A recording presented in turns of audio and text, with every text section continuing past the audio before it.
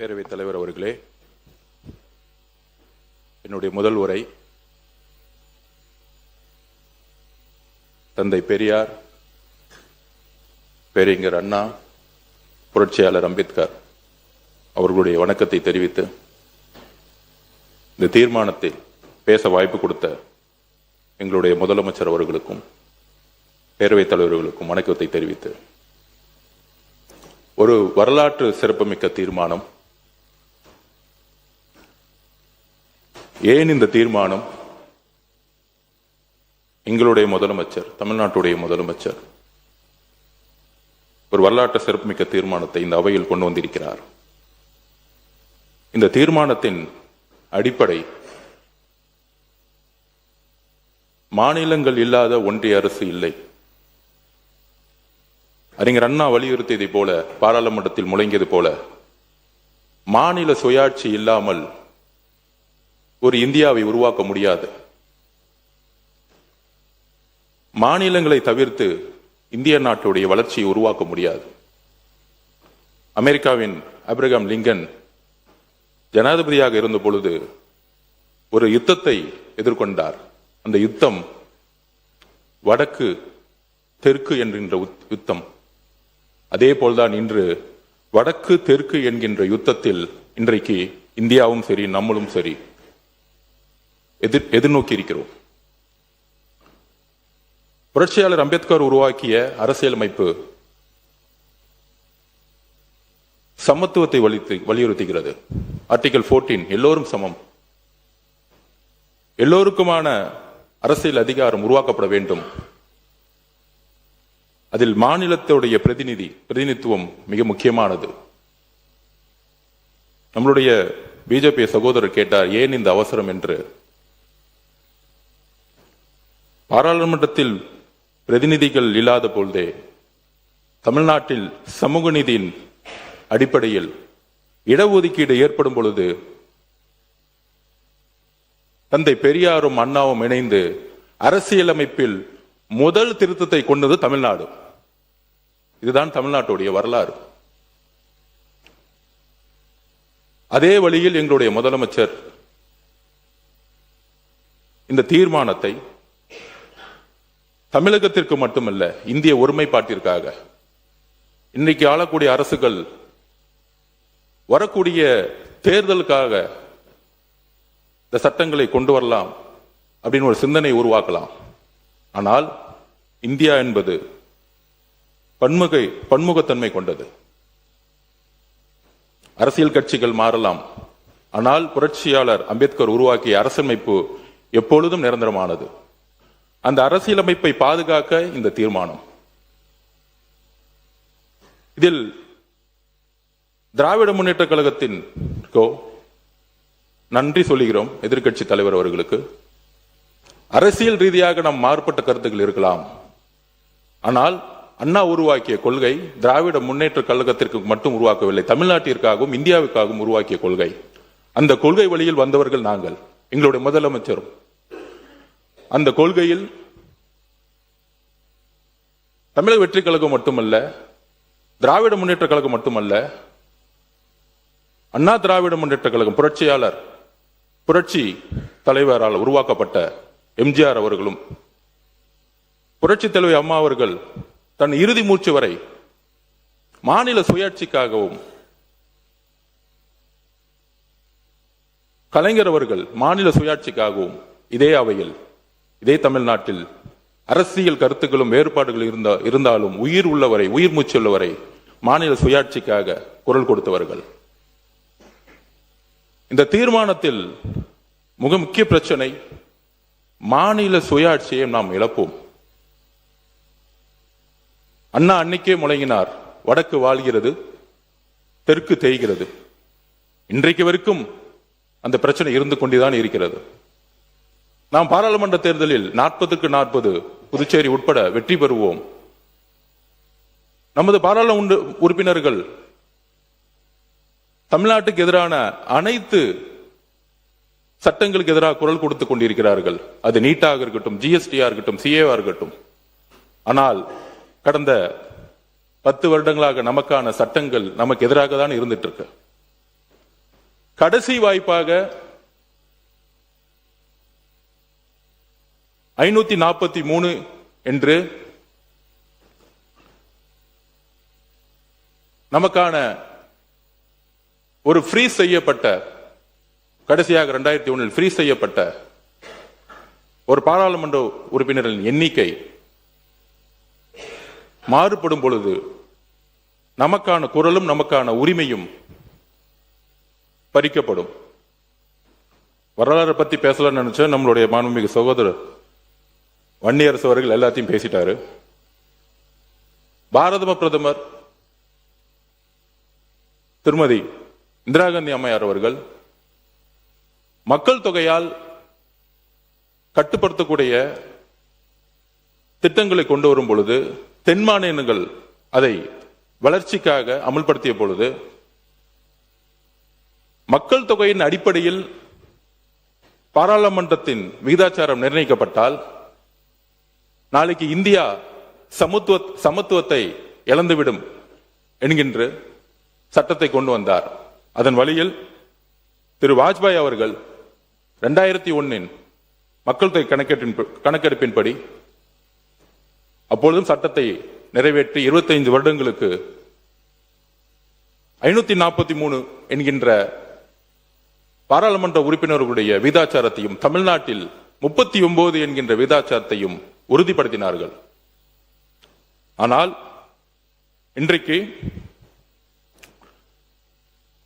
அரசியல் கருத்துக்கள் நமக்குள் இருந்தாலும் எனக்கு முன்பு பேசிய சட்டமன்ற உறுப்பினர்களுடைய உரையிலிருந்து என்னுடைய விளக்கத்தை நான் தொடர்கிறேன். எனக்கு முன்பு பேசிய சட்டமன்ற உறுப்பினர்கள் வரலாற்றை முன்னாடியே சொல்லிட்டாங்க. அதில் முதலில் பிஜேபியோடைய எம்எல்ஏ அவர்கள் சகோதரர், ஏன் இந்த அவசரம்? உள்ளாட்சி நிர்வாகத்தில் சட்டமன்றத்தில் நிர்வாக ரீதியாக மாற்றப்படும் பொழுது ஏன் பாராளுமன்றத்தில் மாற்றப்பட வேண்டும் என்று கேட்டார். அமெரிக்கா இந்த உலகத்தில் ஜனநாயகத்தில் 2 ஜனநாயகம் மிகப்பெரியது என்று வரலாற்று ஆசிரியர்கள் சொல்வார்கள். ஒன்று அமெரிக்க ஜனநாயகம், மற்றொன்று இந்திய ஜனநாயகம். அமெரிக்க ஜனநாயகத்தை கட்டிக்காத்த திரு ஆப்ரஹாம் லிங்கன் ஆகட்டும், அவருடைய பார்வையிலும் சரி, அமெரிக்காவுடைய வளர்ச்சி, இந்த உலகத்தில் பொருளாதாரத்தில் நம்பர் 1 கண்ட்ரி அமெரிக்கா, அங்கு மக்கள் தொகையின் அடிப்படையில் பாராளுமன்ற உறுப்பினர்களுடைய விகிதாச்சாரத்தை உருவாக்கவில்லை. 20 கோடியிலிருந்து 50 கோடி 60 கோடி ஆனாலும் இன்னைக்கு வரைக்கும் அதே பாராளுமன்ற உறுப்பினர்கள் தான் இருக்கிறாங்க. பாராளுமன்ற உறுப்பினர்களுடைய பணி வேறு, சட்டமன்ற உறுப்பினர்களுடைய பணி வேறு, உள்ளாட்சி பிரதிநிதிகளுடைய பணி வேறு. தேமுதிகவுடைய சகோதரி அவர்களும் இதை குறிப்பிட்டார்கள். 50% இன்க்ரீஸ் ஆகும் பொழுது நமக்கு பலன் தானே அப்படின்னு. கிடையாது. 5-6 வட மாநிலங்கள் சேர்ந்தால் ஒரு பிரதம மந்திரியை உருவாக்க முடியும் என்கின்ற நிலை இன்றைய வரையும் இருந்துட்டு இருக்கு. அதை மாற்றப்பட வேண்டும். தென்னிந்தியாவில் இருந்து, ஏன் தமிழ்நாட்டிலிருந்து ஒரு பிரதம மந்திரி எதிர்காலத்தில் உருவாக்கப்பட வேண்டும். அதிகாரம் உத்தரப்பிரதேசுக்கோ பீகாருக்கோ குஜராத்துக்கோ மட்டுமல்ல, நம்மளுடைய குரல் சட்டமன்றத்தில் ஒலித்தது போல ஒரு நாள் பாராளுமன்றத்தில் ஒரு பிரதம மந்திரியாக ஒலிக்க வேண்டும். இதற்குதான் இந்த தீர்மானம். நாம் பொருளாதாரத்தில் மகாராஷ்டிராவுக்கு அடுத்த இடத்துல இருக்கிறோம். ஆனால் சட்டங்கள், பாராளுமன்றத்தில் நடக்கக்கூடிய அனைத்து சட்டங்கள் ஏன் தமிழ்நாட்டுக்கு எதிராக இருக்கிறது? ஏன்னா நம்மளுடைய குரல், நம்மளுடைய அதிகாரம் மக்கள் தொகையின் அடிப்படையில் இன்றைக்கு வரைக்கும் செயல்பட்டு இருக்கு. இதுதான் மிகப்பெரிய பிரச்சனை. அப்ப அம்பேத்கர் உருவாக்கிய அரசியலமைப்பு இன்றைக்கு வரைக்கும் கேள்விக்கு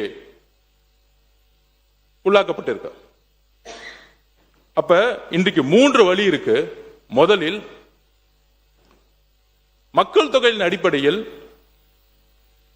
பாராளுமன்ற உறுப்பினர்களை உயர்த்த நினைத்தார்கள்.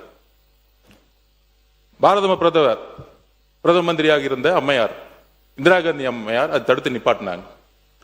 அதுக்கப்புறம் பிஜேபி ஒரு சகோதரர்கள் சொல்லுகிறேன், உங்களுடைய பிரதமர் வாஜ்பாய் அவர்களும் அதை தடுத்து நிப்பாட்டினார். அந்த ஜனநாயகத்தை நாங்கள் மதிக்கிறோம். இங்கு காங்கிரஸ் பிஜேபி என்பது அல்ல. இன்றைய தீர்மானம் காங்கிரஸ் பிஜேபி என்பது அல்ல. இந்த தீர்மானம் மாநில சுயாட்சியும் இந்திய ஒருமைப்பாட்டையும் நிலைநிறுத்துவதற்கு. நாளைக்கு காங்கிரஸ் பிரதம மந்திரி ஆகலாம், பிஜேபி பிரதம மந்திரி ஆகலாம்.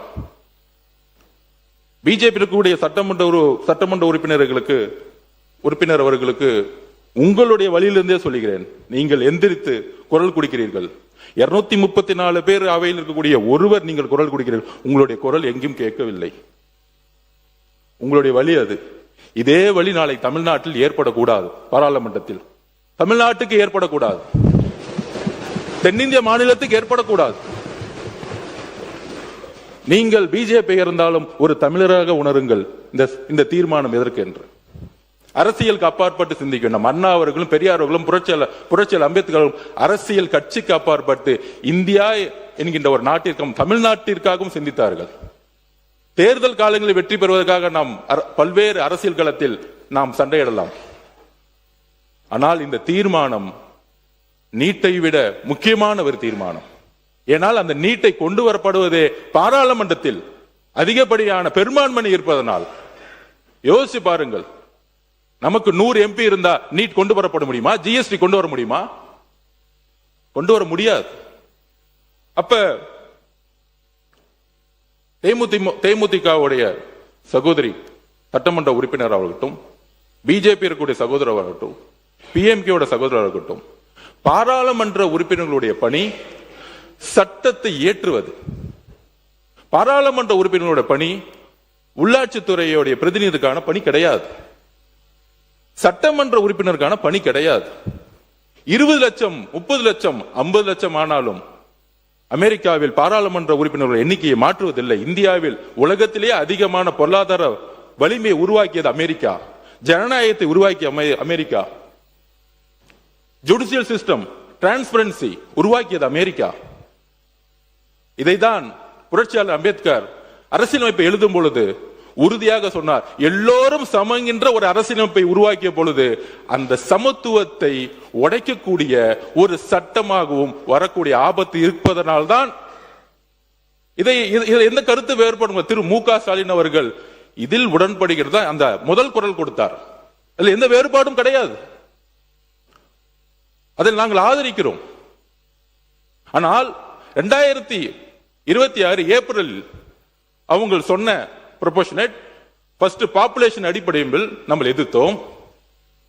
அதுக்கப்புறம் நம்மளுடைய தமிழ்நாடு 7.18 அப்படிங்கிற ப்ரொபோர்ஷனேட் விகிதாச்சாரம் குறையக்கூடாது, விகிதாச்சாரம் உயர்ந்தால் வரவேற்கலாமா அப்படிங்கிற ஒரு குரல் வந்தது. அதையும் திராவிட முன்னேற்ற கழகத்துடைய திரு மு.க. ஸ்டாலின் கடுமையாக எதிர்த்தார். அதில் நாங்கள் அதான் சொல்றேன், எல்லா முதலமைச்சரும் இல்ல, இந்த பிரச்சனை இப்பதான் வந்துச்சு, அதுக்காக சொல்றோம். இந்த 2 வருஷமா தான் இந்த பிரச்சனை. ஓகே, முன்னாள் முதலமைச்சர் அவர்கள் திரு மு.க. ஸ்டாலின் அவர்கள் கடுமையாக எதிர்த்தார். திமுக எதிர்த்தது. எங்களுடைய தலைவரும் 2025 ஆண்டிலிருந்து இதுவரை 3 அறிக்கை கொடுத்திருக்கிறார். நாங்களும் எதிர்க்கிறோம். ஏன்னா இது அண்ணாவுடைய கொள்கை. அப்படி இருக்கும் பொழுது இப்பொழுது ஏன் இந்த பிரச்சனை அப்படின்னா, புதிதாக ஒரு பிரச்சனை 50% மாநிலங்களுக்கு கொடுக்கலாம் அப்படிங்கிற ஒரு கருத்து வருது. அந்த 50% இந்தியாவில் உள்ள எல்லா மாநிலங்களுக்கும் கொடுக்கப்பட்டால் பாராளுமன்ற உறுப்பினருடைய பிரதிநிதித்துவம் அதிகமாவதே, தமிழ்நாட்டுக்கு அதிகமாவதே அப்படிங்கிற ஒரு குரல்.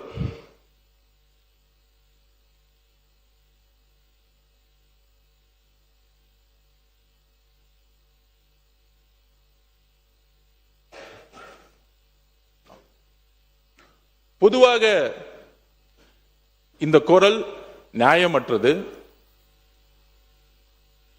ராஜஸ்தான், மத்திய பிரதேஷ், உத்தரப்பிரதேசம், பீகார், மகாராஷ்டிரா இந்த மாநிலங்களை இணைத்தாலே இந்த 50% அதிகமாகும் பொழுது தேர்தல் அரசியலில் சுலபமாக மீண்டும் வட இந்தியாவின் ஆதிக்கம்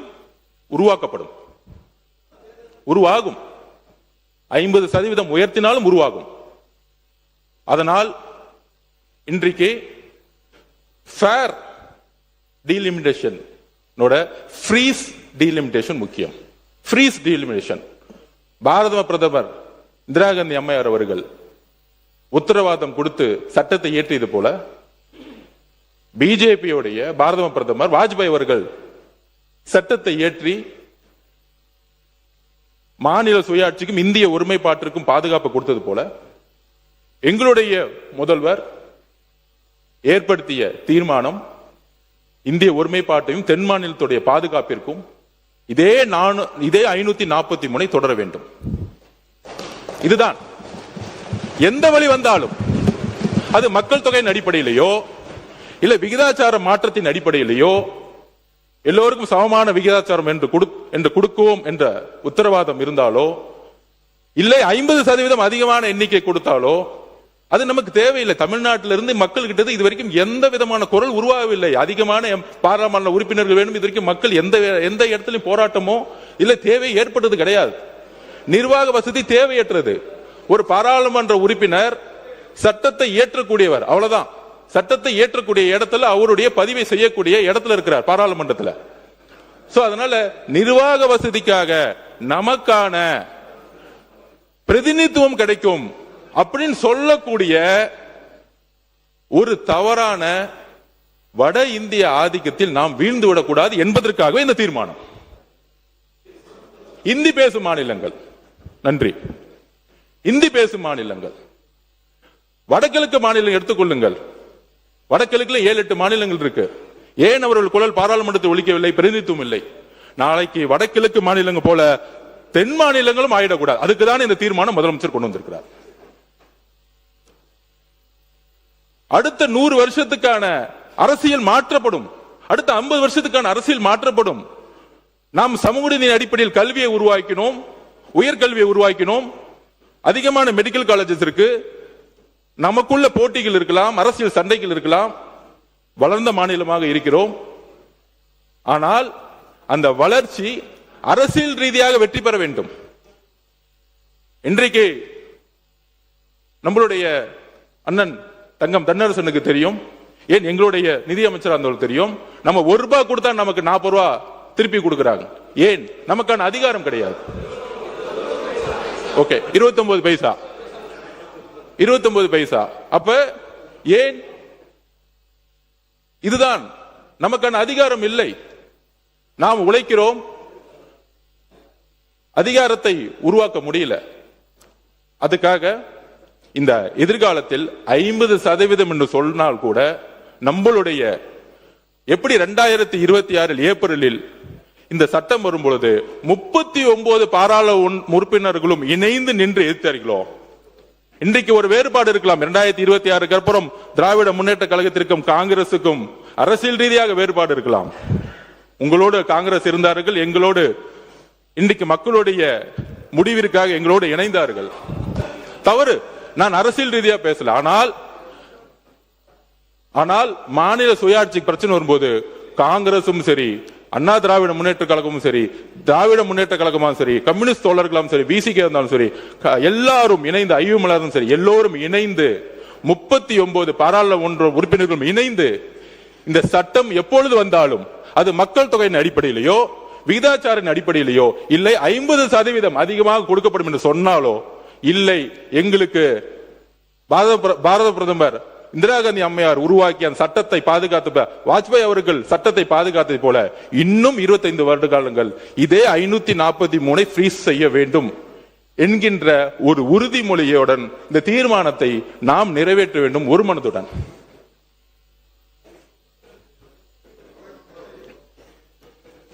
மன்னவர் முடிக்கலையா?